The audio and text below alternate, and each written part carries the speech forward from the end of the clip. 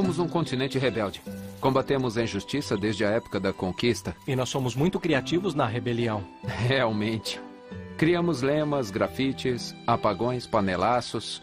Ora protestamos pacificamente, ora violentamente, mas sempre resistimos à arbitrariedade. É que nunca é contra as instituições. Os latino-americanos sabem o que custou chegar onde estão e consolidar suas democracias. Nós nos rebelamos contra o mau governo, contra a corrupção, contra os governantes que não representam a vontade do povo. Eu diria que a pergunta que cabe aqui é por que ao longo da história o povo se rebelou tão repetidamente?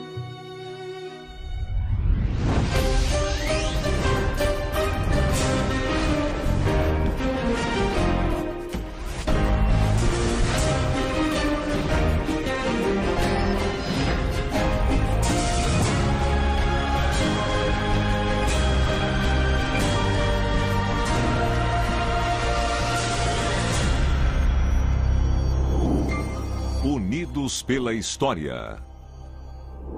Resistências. América Latina. Um povo que se rebela e explode em centenas de focos, como aconteceu na Nicarágua no dia 19 de janeiro de 1978, depois do assassinato do jornalista Pedro Joaquim Chamorro, pelo então presidente Anastácio Somoza. A morte de Chamorro não foi uma surpresa nem sequer para ele. 3 anos antes mandou uma carta a Somoza onde dizia esperar em paz e de consciência tranquila que o mandassem matar. Antes do assassinato de Chamorro, houve a enorme injustiça vivida pela sociedade, quando depois de um terrível terremoto que causou dezenas de milhares de mortos, a ajuda internacional, houve uma grande solidariedade e toda essa ajuda foi capitalizada pela família Somoza e as pessoas viram nisso um escândalo. Quem o denunciou? Foi precisamente Chamorro. Por que mataram Chamorro? Por ter denunciado não só a ditadura, mas denunciado também esse tipo de manobra. Enquanto o jornalista era velado, cerca de 30 mil pessoas saíram às ruas de Manágua. Vários edifícios de propriedade do Somoza foram tomados e foi lançada uma greve geral. O assassinato foi o detonador de uma insurreição que só se deteria quando a Revolução Sandinista triunfou em 19 de junho de 1979. O povo estava pronto para uma mudança do governo depois de tantos anos de somozismo, mas a coisa é que realmente foi incendiário, foi o assassinato de Chamorro. O assassinato de outro líder desencadeou um dos maiores abalos da história da Colômbia. Assassinato de Pedro Chamorro. Assassinato de Jorge Gaitán. Em abril de 1948, deu-se em Bogotá a 9ª Conferência Pan-Americana, uma reunião de países inspirada na conferência que Bolívar criou em 1824, para formar uma única nação latino-americana.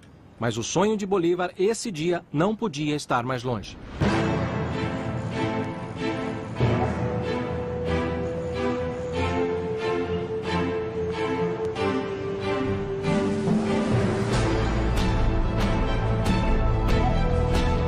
Em 9 de abril, a 1h05 da tarde, nesta esquina, morreu assassinado o líder do Partido Liberal, Jorge Eliezer Gaitán, o político mais importante da Colômbia daquele momento. Mestiço e de origem humilde, seus discursos incendiavam o povo. Gaitán foi uma figura que sabia falar ao povo, que entendia o povo e o povo se sentia entendido por ele. Gaitán falava uma linguagem muito simples, mas ao mesmo tempo falava de um jeito extremamente agressivo. Gaitán era um sonho porque representava a maioria do povo, nossa gente, os trabalhadores, os camponeses, operários, a maioria das pessoas que trabalhava, que movia o país. Havia muita esperança. Ao quebrarem essa esperança com um ato tão terrível, eu creio que veio essa inquietude, essa divisão. Eu não sou eu, pessoalmente. Eu sou o povo que me segue. Porque segue a si mesmo quando segue a mim que o represento. Meu avô tinha uma constituição física inata, que lhe permitiu ser o orador que foi, o pensador que foi. Isso é inato? Não é feito. Ele nasceu assim e foi essa sua enorme vantagem.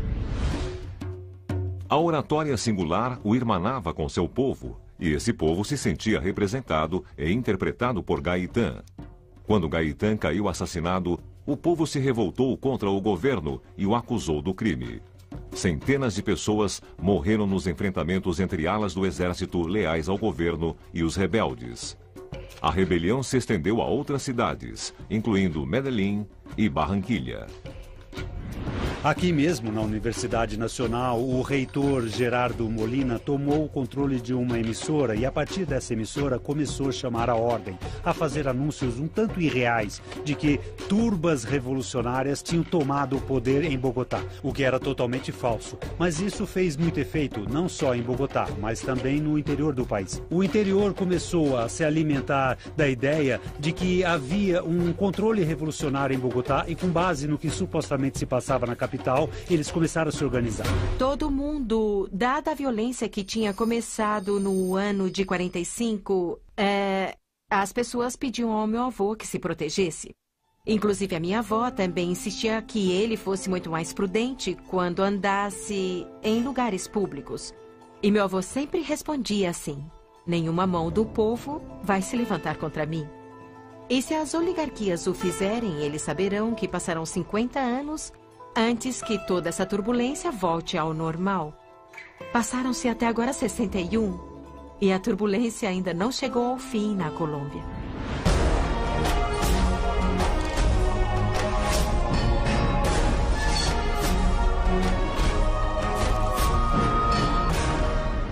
Obrigado. Enquanto o Bogotaço arrasava as ruas, um jovem jornalista aprendiz estudava Direito na Universidade de Bogotá e publicava seus primeiros textos no El Espectador. Anos mais tarde, em Viver para Contar, o escritor, já consagrado, recordaria esses dias violentos.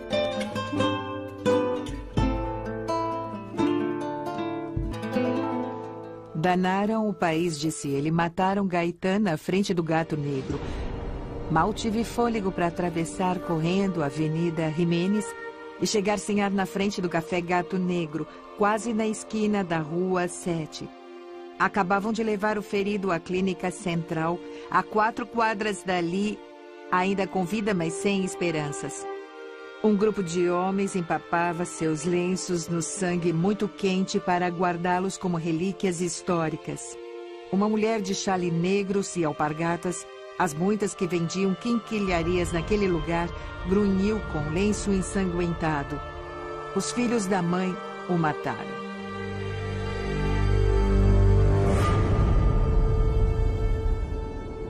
Garcia Marques foi testemunha e vítima do Bogotaço. Naqueles dias, a pensão onde morava foi incendiada e ele perdeu para sempre vários de seus manuscritos. Como cronista de seu país e de seu tempo, Garcia Marques narrou a Colômbia e outro levante em seu romance mais famoso, 100 Anos de Solidão. O Bogotaço. O massacre dos bananeiros. Em seu romance, Marques relata a greve dos bananeiros da United Fruit Company, em 1928, uma rebelião reprimida pelo exército que disparou contra os trabalhadores e habitantes na Praça do Povo de Ciénaga. As reivindicações dos trabalhadores eram bastante elementares.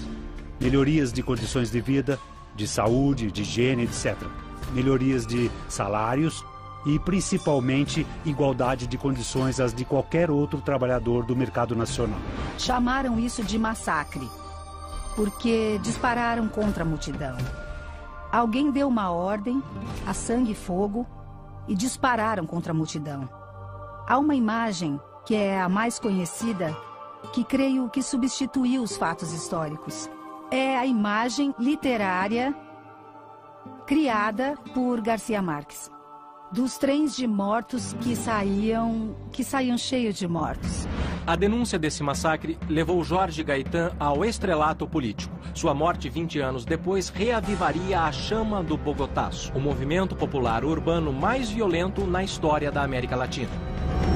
Em 9 de abril de 1948, às 1h05 da tarde, quando Jorge Elias Gaitán era assassinado na esquina da Rua 7 com a Avenida Jiménez, Garcia Marques, o aspirante a jornalista que nem sonhava com o Nobel de Literatura, estava em sua pensão, situada a 3 quadras do local do crime.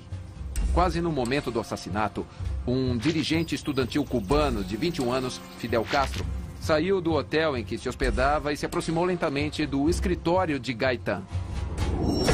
Jorge Gaitan. Fidel Castro. Fidel Castro e outros estudantes tinham vindo a Bogotá para protestar contra a 9ª Conferência Pan-Americana e a criação da OEA, a Organização dos Estados Americanos. Iam reunir-se com Gaitan às 2 da tarde e queriam chegar a tempo. A lição que Fidel tirou do Bogotaço foi essa. Primeiro, uma das lições é que um povo pode se sublevar no intervalo de um relâmpago. Em um instante, o povo pode se sublevar. E que não há quem detenha esse povo para detê-lo só destruindo a cidade, praticamente, que foi o que houve no Bogotaço. Fidel Castro. Atuei. 11 anos depois, em 1959, Fidel Castro liderou a revolução contra a ditadura de Fulgêncio Batista em Cuba, ilha conquistada por Diego Velázquez de Cuéllar em 1511. Quando saiu da ilha espanhola, hoje República Dominicana e Haiti, Diego Velázquez levava consigo Hernán Cortés, futuro conquistador do México. Fugido da ilha espanhola, Atuei, chefe dos taínos, liderou a resistência quando os espanhóis invadiram a ilha de Cuba. A estratégia de Atuei, como muitos anos depois fariam os homens de Sandino na Nicarágua e os do movimento 26 de julho de Fidel Castro, foi a guerra de guerrilha. Golpear de surpresa e dispersar-se para reagrupar-se depois no ataque seguinte. A tática de Atuei manteve os espanhóis cercados e aterrados na fortaleza de Baracoa por quase 3 meses. Finalmente, pela delação de um traidor, Velázquez pôde cercar os aborígenes e capturá-los. Os captores de Atuei determinaram a ele que se convertesse ao cristianismo sendo enforcado, não sofrendo e indo para o céu. Ou não se convertesse, sendo queimado com lenha verde, sofrendo e indo para o inferno. Atuei perguntou: há espanhóis no céu? Disseram que sim. E ele disse: lenha verde. Unidos pela história. Eu diria que hoje em dia o grande lema para o povo latino-americano já não é dar a vida, mas defender a vida, com todo o nosso ânimo, inteligência e com toda a nossa força. Unidos pela história. Unidos pela história. Em 2006, aqui no México, no estado de Oaxaca, o mais pobre do país, juntamente com Chiapas, o povo lutou durante 200 dias, exigindo a renúncia do governador do estado. Começou com os professores, com uma marcha de professores que foi reprimida. Os professores simplesmente não estavam dispostos a tolerar a repressão e estabeleceram um comando. Em pouco tempo, em questão de semanas, o comando de professores se tornou a Assembleia Popular dos Povos de Oaxaca, a APO. Em maio de 2006, 50 mil educadores e suas famílias ocuparam a praça central da cidade. Em 14 de junho, a polícia tentou desalojá-los com pancadas e gases, mas os professores puderam se reagrupar, voltaram à Praça da Constituição e construíram barricadas para se defender. E o povo criou a Assembleia Popular dos Povos de Oaxaca. A resposta do governo às reivindicações dos professores foi a repressão, foi tratar de acabar com os protestos, e isso só aumentou o conflito. E o detonador inicial, um conflito no magistério, acabou por nos revelar componentes históricos de raízes profundas. Os agravos de sempre contra professores e cidadãos foram se acumulando ao que originalmente era apenas um protesto do magistério, e acabou sendo um protesto muito mais amplo. Já não havia só educadores, mas também ativistas de organizações não governamentais, grupos de esquerda, indígenas e ecologistas. Nas assembleias havia donas de casa, padres católicos e organizadores comunitários. E houve até um espetáculo artístico, no qual a autora desfilou com roupa feita com materiais das barricadas. Cada um protestou a seu modo e, assim, resistiu contra a violência. O que vimos em Oaxaca em 2006 tem a ver precisamente com uma sociedade que se organiza, uma sociedade que diz chega, uma sociedade que se rebela e diz que não vai mais permitir que o governo continue a fazer coisas contra ela. Lamentavelmente, a coisa se alastrou e houve muitos mortos, houve violência e houve outra coisa, a marca registrada deste país, a impunidade. Em 1º de agosto, milhares de mulheres saíram às ruas batendo em suas panelas para protestar contra o governo de Ulisses Ruiz. Elas queriam ser ouvidas, mas o governo controlava os meios de comunicação. Da mesma maneira que tomaram as panelas, tomaram estações de rádio e de televisão e começaram a transmitir. Em 25 de novembro, em troca, a Polícia Federal limpou a praça dos ativistas, prendendo mais de 400 pessoas. Os panelaços, até hoje, são ouvidos. Oaxaca, 2006. Panelaços. Aqui há panelaços desde 71, quando as senhoras de Santiago fizeram um grande protesto contra a visita de Fidel Castro a Salvador Allende. Anos depois, o povo chileno fez novos panelaços em protesto contra a ditadura de Augusto Pinochet. 40 anos depois, os panelaços continuam soando.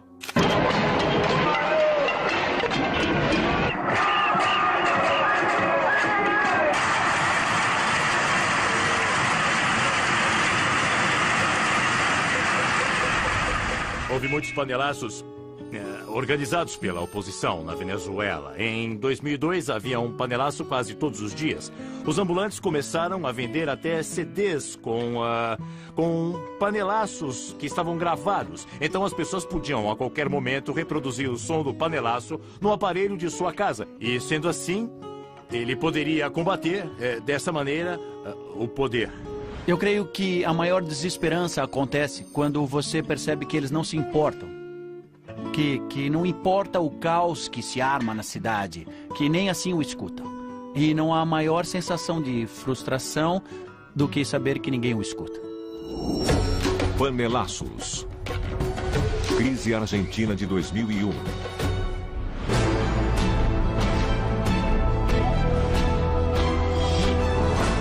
Em dezembro de 2001, a Argentina caiu na pior crise de sua história. Um mês antes, o jornal de maior circulação do país dizia que 4 de cada 10 argentinos estavam abaixo da linha de pobreza. Vinham sustentando uma situação econômica irreal desde a época de Menem, com a paridade cambial, com o dólar valendo igual.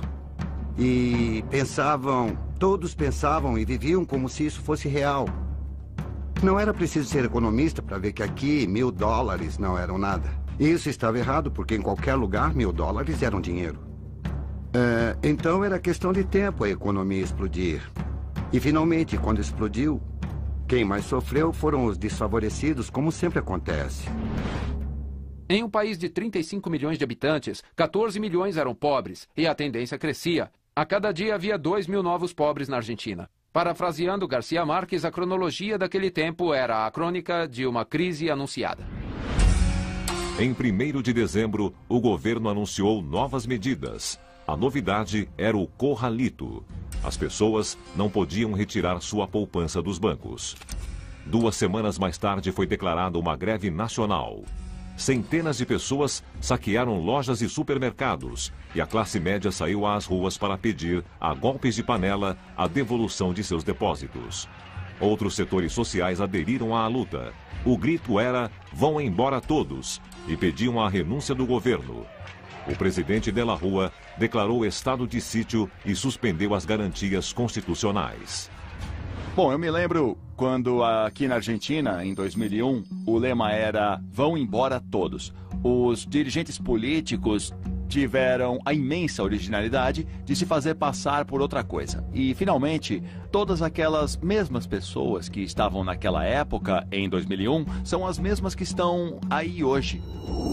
Entre os dias 19 e 20 de dezembro, a repressão fez 32 mortos e centenas de detidos. No fim do dia 20, o presidente de la Rúa renunciou. Entre o fim de dezembro de 2001 e o início de janeiro de 2002, a Argentina teve 4 presidentes. Nos 5 meses seguintes à renúncia de la Rúa, houve incidentes em todo o país.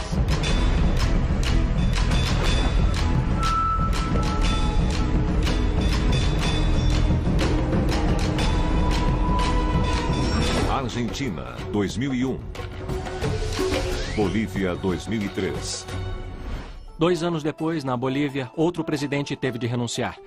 Em 2003, a intenção de privatizar o gás boliviano e aumentar os impostos mobilizou setores populares. Liderados por Evo Morales, os insurgentes tomaram La Paz, marcharam para o centro da cidade e depois tentaram tomar o palácio do governo. Em 17 de outubro de 2003, o presidente Gonçalo Sánchez de Losada renunciou e saiu do país. Não era a primeira vez que um levante bloqueava a cidade, nem que os protagonistas eram, em sua grande maioria, representados pelos indígenas. Tudo começou com a captura de Tupac Amaru no Peru e a rebelião se estendeu à atual Bolívia.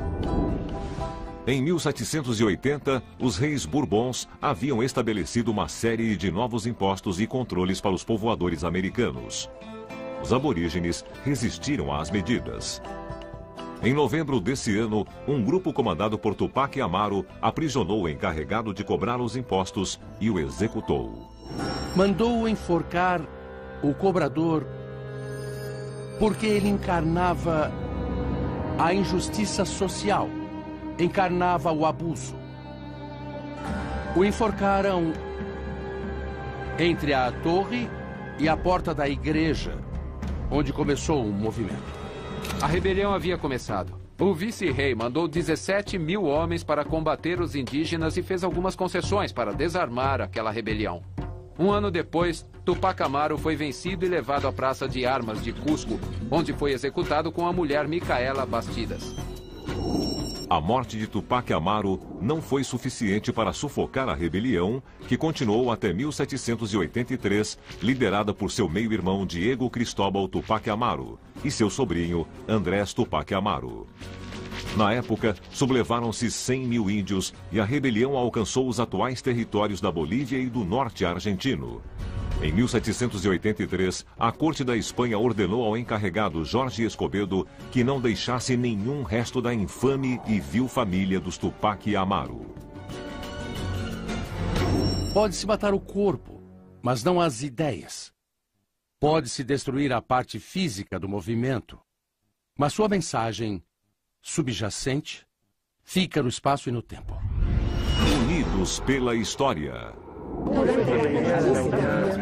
Na minha opinião, eu acho que em situações complicadas, o que acontece é que o povo termina saindo às ruas, termina por se unir, e isso aconteceu ano após ano nas crises. É uma necessidade de despertar, de ver o outro e dizer, como você é igual, bem, vamos nos manifestar. E de mostrar aos governos que o povo pensa e está vivo e se manifesta quando não está de acordo. Unidos pela história. Unidos pela história.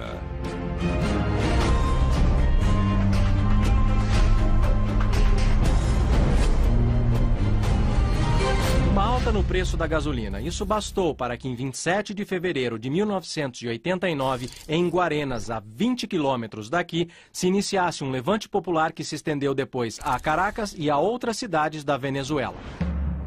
Em poucas horas, o protesto se converteu em um enfrentamento com a polícia local. A multidão furiosa incendiou ônibus, quebrou vitrines de lojas e iniciou uma série de saques que duraram 3 dias. O governo respondeu convocando a Guarda Nacional e o Exército, declarou o toque de recolher e autorizou o uso de armas de guerra. As pessoas que haviam votado em Andrés Pérez porque pensavam que voltariam os anos de prosperidade petroleira sentiram-se frustradas quando ele mesmo disse que não tinha um centavo no bolso. A expressão usada na época foi o pote está vazio.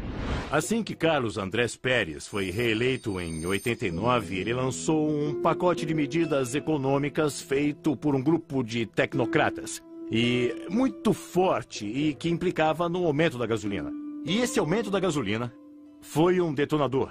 E foi o que acabou detonando os protestos, porque ia haver um aumento de passagens. O que começou e o que podia ter sido realmente um protesto popular importante acabou se convertendo em desmando, vandalismo e pilhagem, que por sua vez foi reprimido de uma forma tremendamente violenta.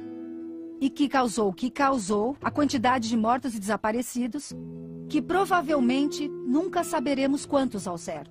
Havia até uma anedota que eu vivi em um supermercado perto do centro de Caracas, onde até a própria Guarda Nacional organizava o saque para que fosse em ordem. As pessoas entravam, levavam coisas, chocolate, por aí vai, de alguma maneira. E havia um telefone ali, era o telefone do supermercado, e um rapaz ia pegá-lo quando um dos guardas da Guarda Nacional disse: não faça isso. Então, de alguma maneira, tudo podia ser saqueado. Era um grande festival da propriedade privada, da apropriação de propriedade de ter objetos.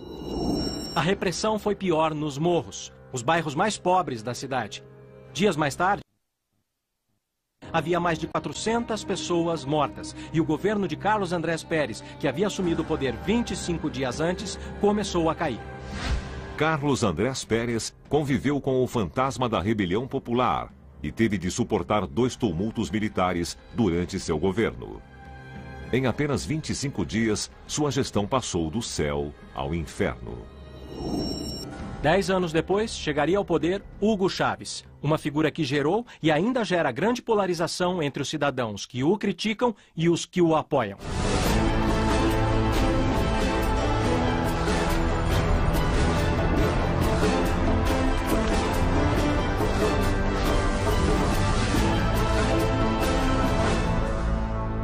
Uma polarização semelhante à que se deu na Venezuela de Chávez aconteceu na Argentina, a partir do discurso de Perón aos trabalhadores em 17 de outubro de 1945. Tudo começou uma semana antes, em 9 de outubro, quando o presidente Farrell, por pressão dos militares, demitiu Perón de seu cargo e o prendeu. Eles acharam certamente que com isso o fenômeno peronista fosse ter fim. E não se deram conta de que o fenômeno peronista havia calado tão fundo na sensibilidade popular que no mesmo dia em que Perón foi encarcerado, começaram movimentos em vários lugares do país, de forma espontânea, porque não havia digamos assim, um comando, uma organização. De forma espontânea, os operários saíram das fábricas e começaram a reclamar a liberdade de Perón. Em 16 de outubro, quando os operários deviam receber sua quinzena, viram que não estavam pagando o feriado de 12 de outubro, apesar do decreto assinado por Perón. Quando protestaram, a única resposta que tiveram foi: vão reclamar com Perón. E os trabalhadores vieram. Na praça, sob intenso calor, entre 200 e 300 mil pessoas esperaram tranquilamente seu líder. A mobilização popular deu seus frutos. Perón foi liberado e, do balcão da sede do governo, instou seus partidários a se dispersarem pacificamente. Havia nascido o peronismo. Sempre senti uma enorme satisfação, mas de hoje em diante sentirei verdadeiro orgulho de argentino, porque interpreto esse movimento coletivo como o renascimento de uma consciência dos trabalhadores. Eu creio que o populismo moderno realmente nasceu na era do rádio, no momento do rádio. Quer dizer, foi quando a América Latina conheceu a Itália e descobriu Mussolini. Então foi com Perón e Evita Perón, e com o fenômeno do rádio. E Perón conhecia muito bem, porque havia estado na Itália e havia admirado Mussolini. E a forma de se comunicar com as massas. Em 17 de outubro de 1945, todos os argentinos que estavam atentos ao que acontecia ficaram sabendo pelo rádio que Perón estava saindo do exército e sugeria a criação de um movimento protagonizado pelos trabalhadores.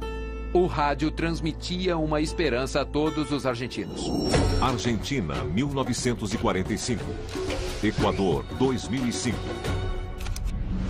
60 anos depois, no Equador, uma ouvinte de rádio propôs fazer um panelaço para protestar contra o presidente Lúcio Gutiérrez. Nesse mesmo dia, 5.000 pessoas se reuniram para bater em suas panelas na frente da casa de Gutiérrez, acusando-o de ter cedido às pressões do Fundo Monetário e do Banco Mundial. Uma semana depois, os manifestantes eram 20.000 e o presidente partia para o exílio. No início do século XXI, na Argentina, no Equador e na Bolívia, ouviu-se o mesmo lema: vão embora todos. Isso foi ouvido em 13 de abril de 2005 no Equador, na chamada Rebelião dos Foragidos, nos protestos que derrubaram o governo. Em dezembro de 2001, na Argentina, como o primeiro ato de uma crise econômica e institucional sem precedentes. E em janeiro de 2003, na Bolívia, quando a população se mobilizou contra as políticas presidenciais. No fim do século XIX, na Colômbia, o lema tinha sido: abaixo os traidores e monopolistas. Vão embora todos. Motins de subsistência. Aos latino-americanos custa crer que também aqui no velho continente houve protestos por pão, contra a pobreza. Durante o século XVIII e sucessivas crises econômicas, muitos camponeses e habitantes pobres das cidades perderam tudo o que tinham. A maioria era de proletários, gente cuja única propriedade privada eram seus filhos, a prole. Para os parâmetros da época, um pobre era quem não podia comprar um filão de pão. E na Inglaterra do século XVII, 4 de cada 10 pessoas eram pobres. Começaram os chamados motins de subsistência. Em uma sociedade onde os pobres não tinham um pão por dia, era lógico que os protestos se radicalizassem e que os proletários exigissem o fim das divisões entre ricos e pobres. Aqui na Inglaterra, por exemplo, chegaram mesmo a propor cortar a cabeça de todos os membros da nobreza para criar dessa forma um mundo mais feliz. Unidos pela história. Não creio que a ideia da unidade latino-americana seja panfletária ou meramente utópica. A mim parece que nossa unidade se deve fundamentalmente à história comum que temos. A história comum que sentimos, quer dizer, há coisas que nos igualam a todos, porque vivemos momentos históricos parecidos e temos vivido muita coisa em comum. Unidos pela história. Unidos pela história.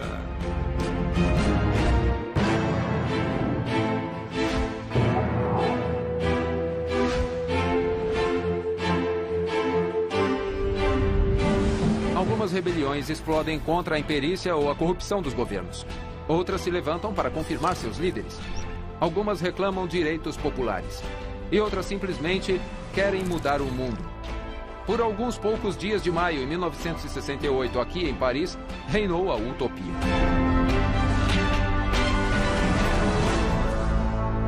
Tudo começou nas ruas próximas da Sorbonne, quando estudantes se manifestaram proclamando: sejamos realistas, peçamos o impossível. Eu creio, olhando para trás, que o Maio francês, na verdade, foi o momento do fim dos impérios europeus. Guerra na Argélia, guerra no Quênia, dos ingleses, etc. O momento foi esse. O velho mundo já estava desaparecendo e um novo mundo estava começando. O Maio francês, creio que foi um movimento feito para não triunfar. O Maio francês foi uma revolta, uma rebelião. Foi uma afirmação das diferenças. Foi um grito. E como sempre ocorre nesses casos, foi intenso, foi dramático, mas também foi efêmero. O impulso maior foi a revolução antissexista, ou a revolução da mulher nesse momento. Além disso, também começou o respeito à diferença, quer dizer, o respeito das minorias, o respeito às diferenças. Começou naquele tempo e continua até hoje. A preocupação com o meio ambiente, quer dizer, há muitas coisas que hoje são ponta de lança. Digamos, da sociedade do século XXI, que começaram nos anos 60, que vivi quando era adolescente. Eu era muito jovem e aquela época foi muito exagerada.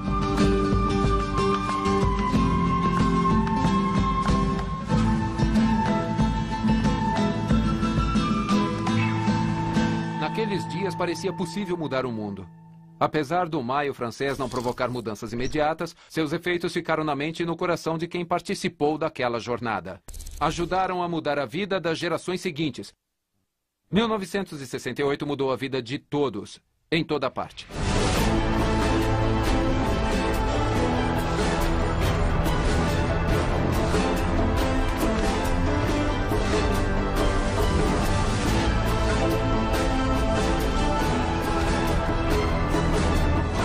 Na França, os estudantes foram os protagonistas. E enquanto agitavam as ruas da Sorbonne, aqui no México, a 9.000 quilômetros de Paris, os estudantes se concentravam aqui nesta praça, a Praça de Tlatelolco. Tudo começou com um protesto pela repressão policial contra os jovens. O México ia sediar os Jogos Olímpicos. Era a primeira vez que um país latino-americano tinha sido escolhido para ser sede dos Jogos, e o governo queria mostrar uma cara limpa. Os jovens aproveitaram que os olhos do mundo estavam voltados para o México para pressionar o governo de Gustavo Díaz Ordaz. Os estudantes, naquele momento, estavam indo para os hotéis para chamar os correspondentes estrangeiros para que assistissem a seus comícios e soubessem quais eram suas reivindicações e qual era a situação do México atrás dos biombos nos bastidores. Um dos projetos completados para as Olimpíadas foi a Estrada da Amizade, um corredor de 17 quilômetros com 19 esculturas encomendadas a artistas dos 5 continentes. O governo construía a Estrada da Amizade, mas avançava no caminho da repressão. Cerca de 100.000 estudantes marcharam pelo centro da cidade. Nos dias seguintes, a mobilização cresceu até somar 250.000 pessoas. Em 2 de outubro, quando só os manifestantes mais duros permaneciam na praça de Tlatelolco, começou o massacre.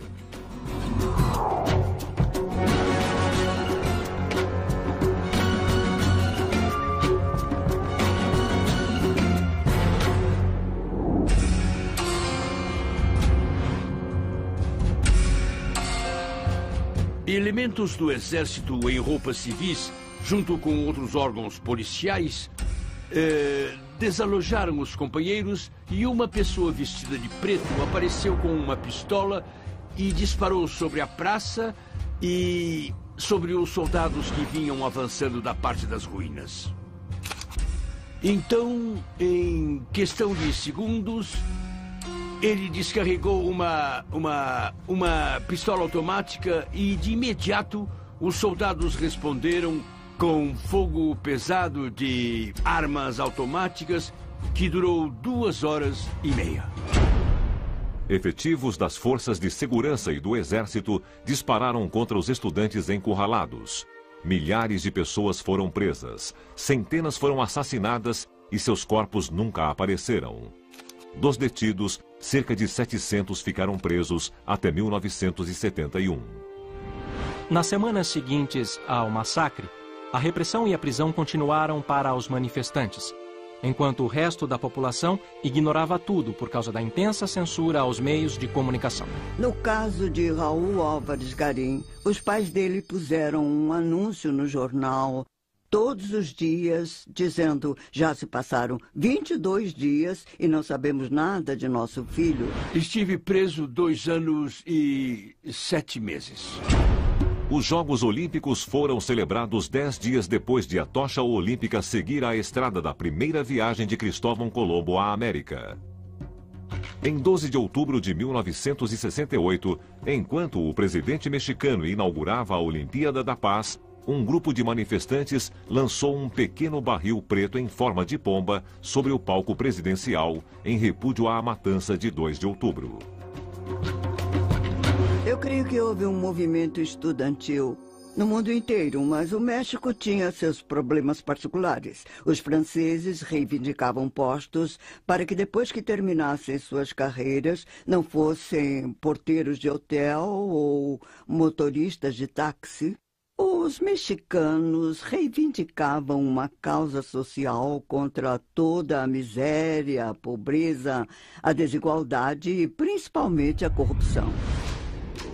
O massacre de Tlatelolco marca o início da queda do governo unipartidário do PRI, Partido Revolucionário Institucional, que em nome da Revolução Mexicana dominou a política durante quase todo o século XX. Na história latino-americana, o massacre de Tlatelolco figura em uma lista de atrocidades, encabeçada pela greve operária de Iquique de 1907. Massacre de Tlatelolco. Massacre de Iquique. Em dezembro de 1907, houve uma greve de operários de salitre no norte do Chile. Uma greve que viria a ser a mais reprimida da história da América Latina. O encarregado da repressão, General Renard, deu um ultimato aos grevistas. Deviam sair da escola onde se refugiaram, ou ele abriria fogo. Os operários se negaram. O general cumpriu sua palavra. O governo admitiu matar 267 pessoas, mas estimativas posteriores, feitas por historiadores, elevam o número de vítimas para entre 1.000 e 3.000 trabalhadores. 100 anos depois da matança, a presidente do Chile, Michelle Bachelet, decretou 21 de dezembro, dia de luto nacional.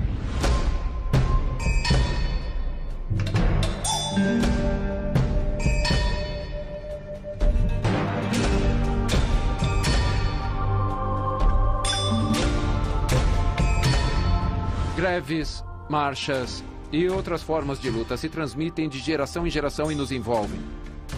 Nessa luta obstinada, podem se passar 10, 100, 200 anos, mas cedo ou tarde as reivindicações são alcançadas e a resistência dos povos se converte em justiça. Unidos pela história. A América Latina se rebela e explode, como foi na Nicarágua pelo assassinato de Pedro Chamorro, ou como na Colômbia com o Bogotaço, depois da morte de Jorge Gaitán, que nesse dia ia se encontrar com Fidel Castro, que 11 anos depois encabeçaria a Revolução em Cuba, a ilha conquistada por Diego Velázquez, e partiu da Ilha Espanhola, de onde fugiu Atuey, o aborígene que lutava como guerrilheiro. Por outro lado, em Oaxaca, a luta foi com barricadas e panelas, que também se fizeram ouvir no Chile e na Argentina. E o presidente renunciou e teve de fugir da Bolívia quando Evo Morales e seus homens bloquearam La Paz. Mas tudo começou com a sublevação de Tupac Amaru, cuja rebelião se estendeu ao altiplano, como o Caracaço se estendeu por muitas cidades da Venezuela, o que fez tremer o então presidente da Venezuela, cargo ocupado por Hugo Chávez 10 anos depois, que polarizou a opinião pública, como aconteceu com Perón, quando os trabalhadores exigiram sua libertação e a notícia foi transmitida a todo o país por rádio.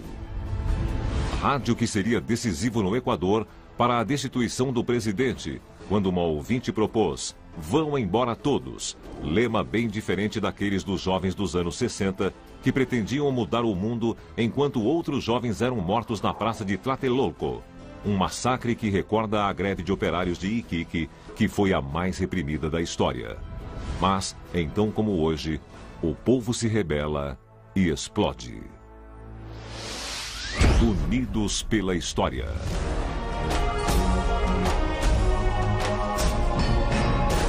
O povo se rebela contra o mau governo, a corrupção, os abusos de poder, quando se sente desrespeitado em sua dignidade, não é?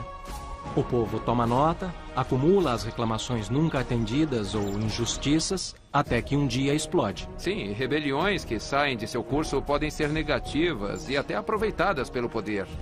Como dizemos, pescamos em águas muito turbulentas.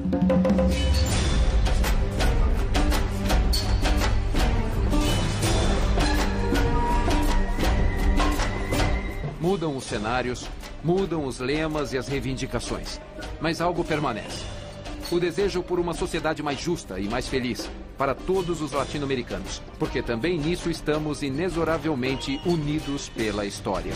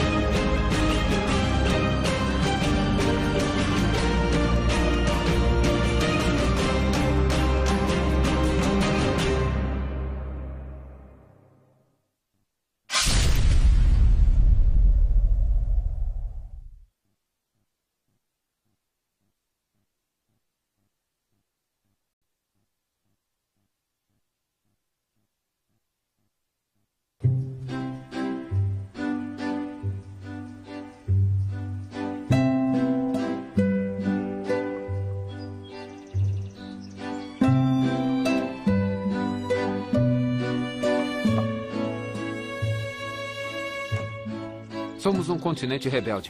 Combatemos a injustiça desde a época da conquista. E nós somos muito criativos na rebelião. Realmente. Criamos lemas, grafites, apagões, panelaços. Ora protestamos pacificamente, ora violentamente, mas sempre resistimos à arbitrariedade. É que nunca é contra as instituições. Os latino-americanos sabem o que custou chegar onde estão e consolidar suas democracias. Nós nos rebelamos contra o mau governo, contra a corrupção, contra os governantes que não representam a vontade do povo.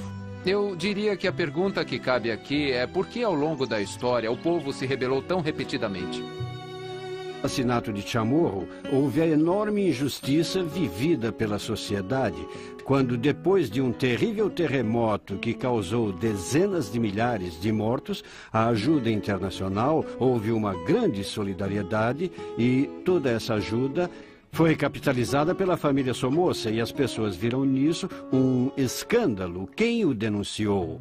Foi precisamente Chamorro. Por que mataram Chamorro? Por ter denunciado não só a ditadura, mas denunciado também esse tipo de manobra. Enquanto o jornalista era velado, cerca de 30 mil pessoas saíram às ruas de Manágua. Vários edifícios de propriedade do Somoza foram tomados e foi lançada uma greve geral. O assassinato foi o detonador de uma insurreição que só se deteria quando a Revolução Sandinista triunfou em 19 de junho de 1979. O povo estava pronto para uma mudança do governo depois de tantos anos de somozismo, mas a coisa é que realmente foi incendiário, foi o assassinato de Chamorro. O assassinato de outro líder desencadeou um dos maiores abalos da história da Colômbia. Assassinato de Pedro Chamorro. Assassinato de Jorge Gaitán. Em abril de 1948, deu-se em Bogotá a 9ª Conferência Pan-Americana, uma reunião de países inspirada na conferência que Bolívar criou em 1824, para formar uma única nação latino-americana. Mas o sonho de Bolívar, esse dia, não podia estar mais longe.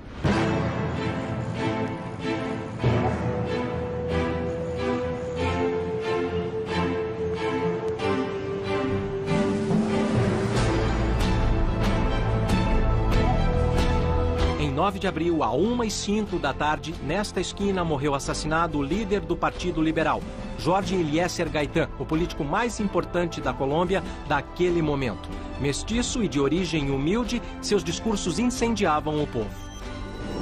Gaitán foi uma figura que sabia falar ao povo, que entendia o povo e o povo se sentia entendido por ele. Gaitán falava uma linguagem muito simples, mas ao mesmo tempo falava de um jeito extremamente agressivo. Gaitán era um sonho porque representava a maioria do povo, nossa gente, os trabalhadores, os camponeses, operários, a maioria das pessoas que trabalhava, que movia o país. Havia muita esperança. Ao quebrarem essa esperança com um ato tão terrível, eu creio que veio essa inquietude, essa divisão. Eu não sou eu, pessoalmente. Eu sou o povo que me segue.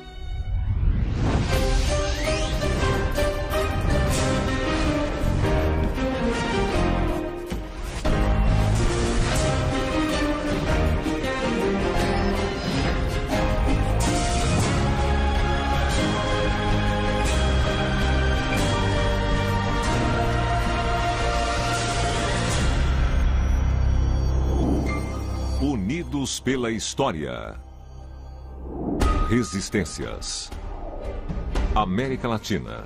Um povo que se rebela e explode em centenas de focos, como aconteceu na Nicarágua no dia 19 de janeiro de 1978, depois do assassinato do jornalista Pedro Joaquim Chamorro, pelo então presidente Anastácio Somoza. A morte de Chamorro não foi uma surpresa nem sequer para ele. 3 anos antes, mandou uma carta a Somoza, onde dizia esperar em paz e de consciência tranquila que o mandassem matar. Antes do